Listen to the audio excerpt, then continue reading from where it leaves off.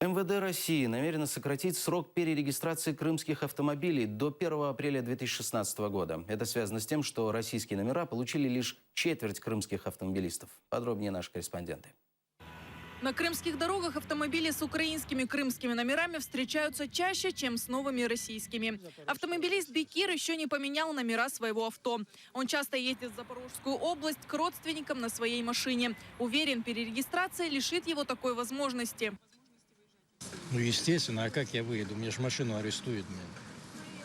Да по-любому, сейчас с местными номерами никуда ж не поедешь. Буду пока ездить, до последнего буду с крымскими номерами ездить. Чтобы можно было выехать. А иначе нет, не знаю.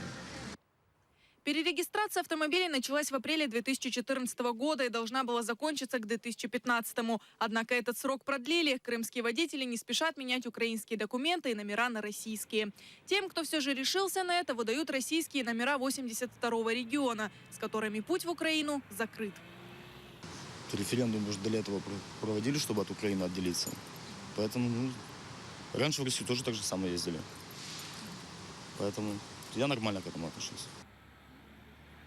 Большинство крымчан еще не перерегистрировали свои автомобили попросту из-за нежелания тратить на это время. Когда началась перерегистрация, для того, чтобы сменить номера, нужно было выстоять длинную очередь.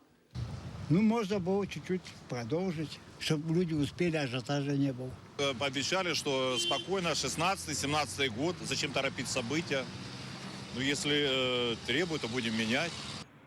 МВД России разработала поправки в постановление правительства о перерегистрации автомобилей. Если они будут приняты, то до 1 апреля 2016-го все крымчане должны будут сменить номера и документы на авто. Каким образом после этой даты крымским автомобилистам выезжать в Украину, никто не объясняет.